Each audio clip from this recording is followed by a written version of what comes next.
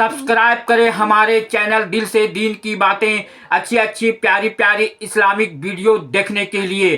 कुरान देता है ये गवाही, कहाँ से शुरू होती है हमारी तबाही, आइए जानते हैं सैयद अमीनुल कादरी से। जुल्म मत करो, बद्दुआ मत लो किसी की। बुजुर्गों ने बयान किया, अपनी किताबों में लिखा, एक बुढ़िया थी और वो बुढ़िया की एक झोपड़ी थी, उसने झोपड़ी में रहती थी। आजकल हम देख रहे हैं अपने मालेगांव शहर में भी मालदार लोग गरीबों को दबाते हैं, ताकतवर लोग गरीबों को दबाते हैं, बिलखुसूस थोड़े से जिनको अल्लाह ताकत और कुव्वत देता है कमजोरों को दबाते हैं। लेकिन मैं लोगों से ये कहता हूं कि कमजोरों को दबाने में कोई कमाल नहीं है, कमजोरों को उठाना कमाल। उठाने वाले बनो, गिराने वाले मत बनो। याद रखना, गिरा के कभी सुकून नहीं मिलता, हमेशा सुकून उठा के मिलता। किसी को दुख देकर कभी सुकून नहीं मिलता, हमेशा सुख देकर सुकून मिलता है। बुढ़िया थी, उसकी छोटी सी झोपड़ी थी। एक बादशाह को ख्याल आया कि मैंने कोई महल बनाना है अपना। महल के लिए अपने नौकरों से कहा, सिपाह से कहा, मेरा महल बनाना चाहता हूं नया, जमीन देखो। जमीन देखने वहां क्या मामला था, कोई खरीदी बिक्री तो करनी नहीं थी, पूरी सल्तनत बादशाह की थी।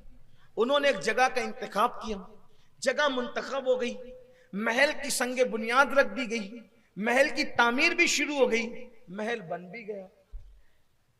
महल बन गया जंगल में, तो जंगल में तो मंगल ही हो गया। जब महल बन गया तो किसी चापलूस ने, क्योंकि लोग कहते हैं ना शाह से ज्यादा शाह के नौकर जो डेढ़ होशियार होते हैं, तो ऐसे ही होता है। चमचे बड़ा खराबा करते हैं, चमचे इर्द गिर्द के लोग बड़ा खराबा करते हैं। अल्लाह की अमान मांगिए। पहली बात तो चमचे रखिए ही मत। मालदारों के इर्द गिर्द तो हो ही जाते हैं, मालदारों के इर्द गिर्द हो जाएंगे, ताकतवरों के इर्द गिर्द हो जाएंगे, अहले इल्म के इर्द गिर्द हो जाएंगे। जरूरत नहीं है, जरूरत नहीं है। इसलिए कि कुदरत ने हाथ दिया, हाथ का इस्तेमाल कीजिए। दुनिया से अगर चमचे खत्म हो जाएं तो दुनिया से झगड़े खत्म हो। हाँ, चमचों से खाने वालों के मुंह जलते हैं, मुंह याद रखना। इसलिए कि हाथ से खाओगे ना तो हाथ बताएगा कि कितना गरम है कि नहीं गरम है, चमचा कभी नहीं बताएगा। चमचे ने तो बताना ही नहीं, कि उसका काम ही नहीं। वो तो चमचा रहता कुछ है, बताता कुछ। चमचे की तारीफ ही है। इसलिए आप घर में हो तो भी चमचे मत पालो। कुछ सास लोग ऐसी होती है जो कुछ बहुओं को चम्मच बनाकर रखती है, उनकी भी जरूरत नहीं, हंसने की बात नहीं।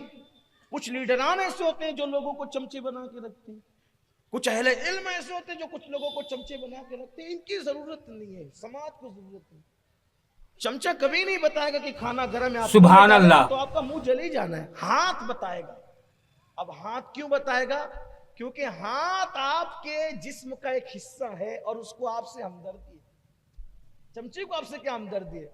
ना वो आपके जिस्म का हिस्सा है, ना वो आपके वजूद का हिस्सा है। वो तो बना किसी और फैक्ट्री में, आप बने कहीं और है। बहरहाल अब मैं चमचे पर ही बात करूं तो फिर कुछ चमचों को भी बुरा लगेगा ना, तो छोड़ दीजिए, बात तवील ना हो।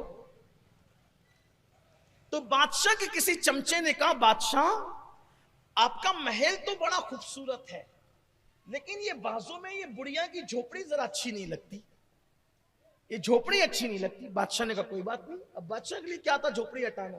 बादशाह जो ठहरा, बादशाह ने कहा बुढ़िया को बुलाओ।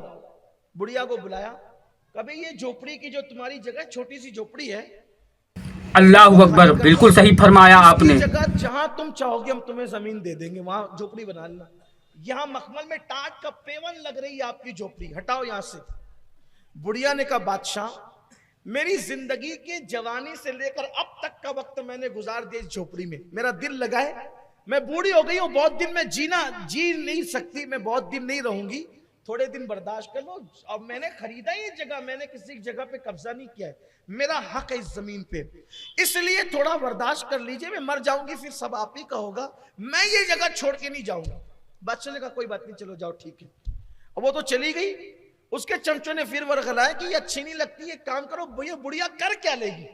याद रखना, हर जुल्म करने वाला ये सोचता है कि ये कर क्या लेगा, वो कुछ नहीं करेगा, वो कमजोर है, वो कुछ नहीं करेगा, लेकिन उसका जो रब है वो बहुत ताकत वाला है। ये मत भूलना कभी, जुल्म करने वालों को ये कभी मत नहीं भूलना चाहिए कि इंसान कमजोर है मगर उसका रब, उसका खुदा बहुत ताकत वाला है, वो बहुत कुव्वत वाला है, वो बहुत गैरत वाला है। बुढ़िया के मुतालिक चमचों ने कहा वो कर क्या लेगी, बादशाह बहकाए में कहा तोड़ो उसकी झोपड़ी। उसकी झोपड़ी तोड़ दी। बुढ़िया भीख मांगने गई थी, जब वापस आई तो देखा कि झोपड़ी नहीं है। सोचा कि मैं कहीं गलत, बूढ़ी थी, गलत जगह तो नहीं आ गई, लेकिन फिर कहा कि अरे इसी के महल के साए में तो मेरी झोपड़ी थी। तोड़ दी इन लोगों ने। खुदा का करना, झोपड़ी का टूटना था कि बरसात शुरू हो गई।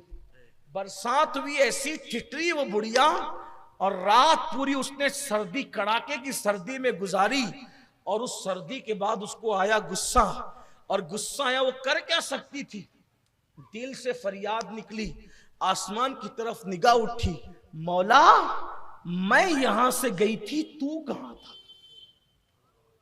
उसके मजलूम के, अल्लाह के रसूल अलैहिस्सलाम फरमाते हैं मजलूम की दुआ और अल्लाह रब्बुल इज्जत के इजाबत में कोई पर्दा नहीं होता। इधर मजलूम के मुंह से दुआ और बद्दुआ निकलती है और उधर इजाबत इलाही से टकरा जाती है। अल्लाह अकबर। क्या हुआ, क्या हुआ?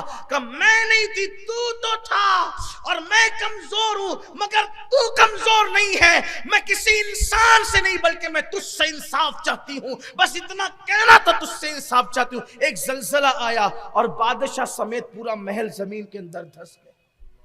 ये बद्दुआ का नतीजा, ये बद्दुआ का नतीजा है।